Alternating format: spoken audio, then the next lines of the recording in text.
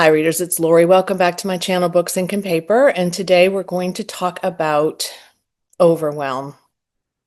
I know this is, you're thinking, not a bookish topic, but it is. You can just look at my screen and my background to discover the level of overwhelm that I have in this space. But also, there's just so much overwhelm going on around us now. So I have to try to ease some of this anxiety by looking at other facets in my life. And one of those facets is, where am I overwhelmed? So I am trying to come up with some solutions. One of the things I'm using now that I really love, and it's helping me so much, and I highly recommend it to you. It's free. Saturday mornings at 9 a.m. Eastern Standard Time, 8 a.m. Central Standard Time, where I am. Kat at Kat's Novel Adventures has created a momentum. Thrive in 2025 is the tagline for this momentum group. And what she does is she sets you up to join, to greet each other. You talk about what you'd like to work on for the momentum hour that she gives us, which is like a momentum kind of sprint almost. And then you set goals for yourself after that hour for the next week. And I have been setting those goals and really achieving more and reducing some of the overwhelm as a result of that event. So I highly recommend it. Saturday mornings, every Saturday morning, unless there's some kind of a conflict. But yes, absolutely. I'm going to link her channel below. I highly support this, and I'm happy to be one of her partners and in being on that space as much as I can and helping others in any way that I can. Back to, though, some other things that I've realized are creating overwhelm for me. It's sometimes very overwhelming to have all these books. I'm not going to lie. My no buy August, while successful, has really made me start thinking about what I want to keep and what I want to purge. And I will admit, I have purged a lot of books this year. You know that I have. I still have a box in my car that I need to take to my library or sort through. I'm going to reopen my Pango shop as soon as I have the time to do that. Some of my friends on the Momentum Hour have graciously agreed to help me with that. They say it's tremendously easy, and I believe them. So I'm going to take advantage of their offering to help. But I really need to come up with some solutions to stop the buying or the overbuying and to really make some. Now, I said last night to my partner rules around what I do, but she said rules is a harsh thing. So, what if you had some plans or agreements about what you want to do, or some circumstances that will lead you to do this versus that? That does feel a little kinder, for sure. But I also set very high goals for myself, not just in the bookish community, but also in my life and also in the things that I think I can do. And I've been mindful of that this year, and I have tried really hard to give myself some space and some grace and not to overwork and overdo. But I also am behind because of overworking and overdoing. And so I'm having to let some stuff go. One of those things is I probably will not be going back to DC for a while. I've told them I'm not going next year, and I'm going to really kind of ponder this and see, because it is several days out of my time. I have another person who can go in my stead, and I've been doing it for a while, and it's probably time for some fresh people that show up in front of these congressional meetings. I think that they would probably love to meet new people or see perhaps my son again, because he's done it before as well. Maybe my daughter-in-law wants to do it. Who knows? But I just think that it's time for me to say pause on this for now. And so that is my plan, and I have already told them that they should not expect me to go next year. I enjoy doing it. It feels like a great service to the American Cancer Society, which is why I've done it all this time, but I can still support them in other ways and just not do the leadership and lobby day, volunteer lobby day with them. I also need to continue to focus on the things that I need to complete. And so I am not always the completest. And some of those things, a lot of those things are around my business at the moment, or my my ability to coach and develop as a coach and those kinds of things. We as coaches have to do continuing coaching education periodically to renew our credentials. My credential is renewing next year. I already have everything done on that, but I do have another training that I need to complete, and I have just been slogging through it, and I need to just get it done. Maybe not each week, but close enough to each week because it's very, very important. The other thing I'm noticing is what I'm reading, I have created lots of piles of possibilities, which is fine. But I also have created in my life some great relationships with people in book clubs, which I love to try to attend. Sometimes, though, and I feel bad about it, I can't go to each one of them. Some of them I'm a Patreon member of their group, and some of them are just friends of mine. I prioritize as many as I can, but sometimes I just don't have the time to read that much. And so I was thinking about this yesterday because I also set a goal for myself to read a book of the month each month. And that made me panic yesterday because I said, oh gosh, I haven't read a book of the month and it's already the 10th of September when I thought about this. I have time, right? So that's my OCD, panic, anxious Lori saying you aren't going to make it to another book of the month club book this month. But the other Lori came in and said, okay, let's look at how many you've already read. I've already read 9, and this is September. So I'm caught up, right? So that made me feel so much relief. I could get back to this. I want to get back to this, but I don't have to get back to this, right? And I also I want to read this one. I've started this one. I also have this one I need to read this month. And then the rest of them, I don't think I have to do anything else but that at this point. That's what I think are not my have tos, but that's my priority at the moment. And then just read as many series September books as I can. Read what I feel comfortable reading. Read what looks good to me. So that is, one of the other things is don't over stress myself by saying yes to all the things, right? Speaking of saying yes to all the things, I cannot keep saying yes to all the books in terms of buying them. I bought several already this month. Yes, I have birthday money, but also, do I have room on my shelves for much more of these books? No, not really. Yes, I'm going to continue to purge. I have a stack right now that's sitting there waiting for me to be able to list it on Pango, hopefully soon. I have some room in a couple of shelves. I have a way of rearranging, but I also have a lot of books that as I look at them, I realize I'm probably not going to read those, or I'm not going to read them again. So I'm thinking about the ways in which I make, some guidelines for that, or some not rules, right? But so whatever I decide to call them, some guidelines for how I will be. And I think for me, the guidelines really need to focus on thinking this through. Like if I see a book on BookTube or I see a book on social media, I immediately say, oh, I want that book. And I go look it up and I go see if it's on Kindle Unlimited. And then I click, right? Slow down, Lori. You don't have to buy it in that moment. I saw a TikTok video yesterday, and I may go and get this book today. I don't know, but she was talking about the $5 book at Barnes & Noble. And I was like, oh, that looks cute. It's a nice fall book. It's $5 if they still have it. I might go up there tomorrow. Will I go up there tomorrow? Let me think this through. I don't know if I'm going to go up there today or not, but I am not going immediately into my car to go up to Barnes & Noble to get that $5 book just because it has pretty sprayed edges and a girl on TikTok recommended it. A girl I don't even know, to be quite honest. So I don't even know if we have similar reading tastes. I don't even know what it's about. That's a guideline I need to be aware of, right? That's a space that I really need to focus on.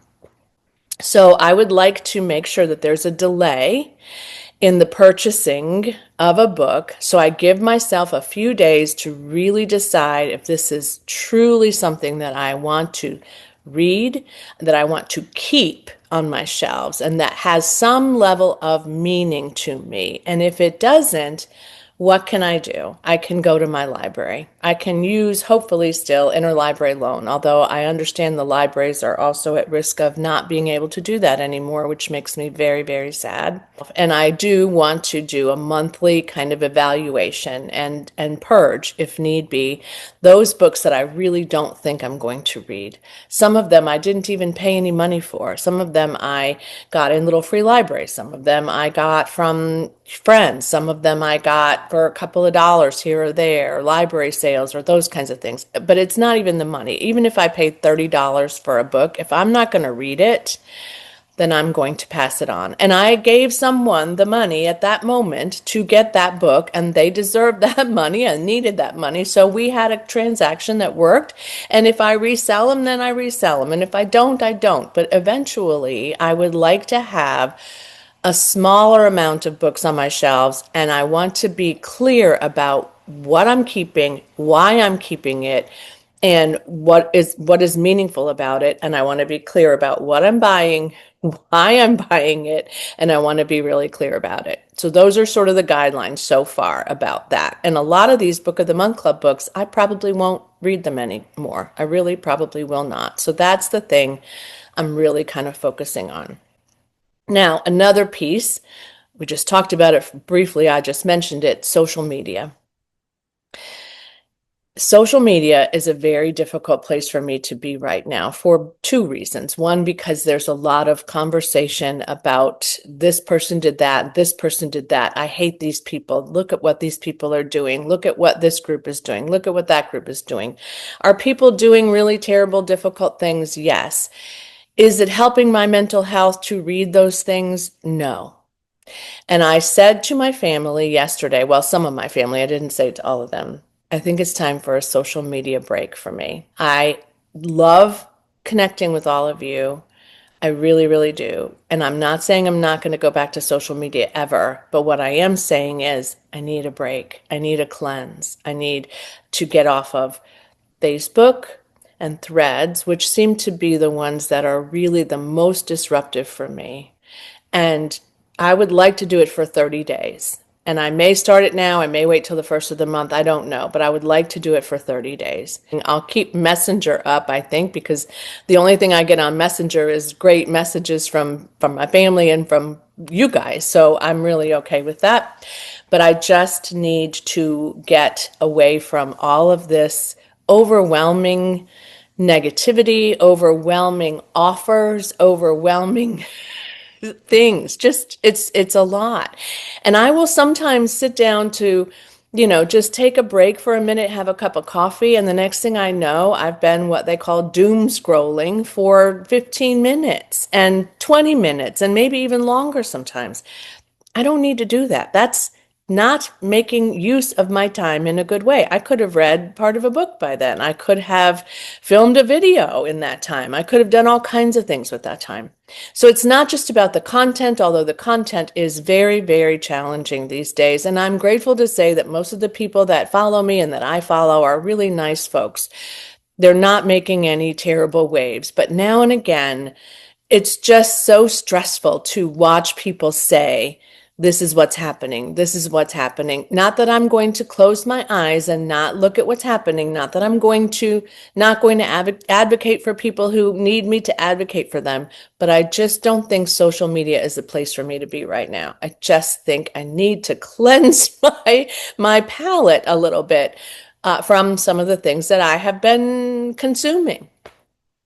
But YouTube, BookTube, no, I don't have that same experience. Do I have videos shared with me that I maybe don't need to watch? Yes. Can I purge some of those? Yeah, I can say I don't want to see this video, right? Or I don't, I unfollow somebody if it's something, but I don't have any subscribers. I don't have any people that I subscribe to that I would ever feel like, oh, this is a terrible relationship that we have. The bookish people in this community and the subscribers that I have, I've said this to you before, but I mean it with every fiber of my heart. Do hearts have fibers? I don't know. I really care and I'm so grateful for all of you. I do not know that I would still be doing this today if I had had a terrible experience on BookTube, because I just don't, it really hurts my heart. I have a very tender heart, I have to say, which is probably why some of this is happening to me.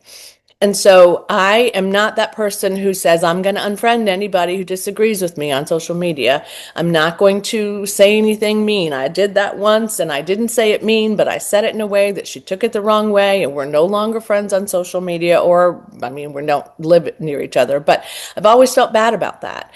But I had to do it because it was something that I thought she needed to hear. I thought it was information that she didn't have. I used to send people Snopes links all the time because they would say things and I would be like, yeah, that's not true.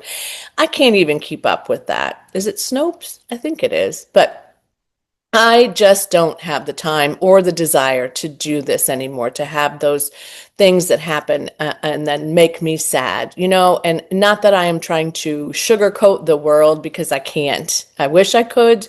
I can't. And terrible things are happening to people. I, again, will stay with Instagram as long as it stays pretty much the way it is. And I think it will, because I have a select number of people that I follow and I don't have a ton of followers. And so we just have this nice little community like I do on BookTube. But Facebook and Threads, too much, too much, too much. And I've had to do this before. And it really helped. I mean, it really, really did. I should be unplugging more just in general from everything, and I should it on myself. So I'm not going to do that again. I could unplug myself more from all electronic things. However, I'm not going to unplug myself from the Kindle because I want to read every day my Kindle till the end of the year. And I'm very, very close. I was going to tell you where I'm at in my goal because it's incredible, but I want to just wait a little bit and see, make sure, see what happens. Because when I read every day, it's my peace, it's my therapy, it's my time. It matters a lot to me to be able to do that. So I'm going to plan more efficiently. I'm going to focus and have some momentum around the things that I want and need to prioritize to be done. I'm going to reduce my expectations of myself for my goals in whatever way they show up, including reading. I'm going to take a break from social media. It will probably be 30 days once I start. And I'm going to be more mindful of some of the things that are really impacting me in some way and make some kinds of, possibilities for how I will respond to that. I think that we still have Coco, our foster dog. I love fostering dogs. We've had her for longer than we've ever had another dog before. And I worry that she's getting so attached to us. I know you know this, especially those of you who foster. I'm also wanting her to have a permanent family because we are not that permanent family. So I think also we're going to take a break from fostering. We'll still support our friends of the animal shelter. We'll still support in any other way that we can. We usually bring food and all these other things to the shelter. But for the next few months, we are not going to foster for a bit. Maybe 2026 will start off with the bang. But right now, we both need a little bit of a break. And I think we just need to get out of the house, get away from the TV, get away from the phone, get away from the socials, and just be humans with each other. Just be with each other in a purposeful, peaceful, supportive way.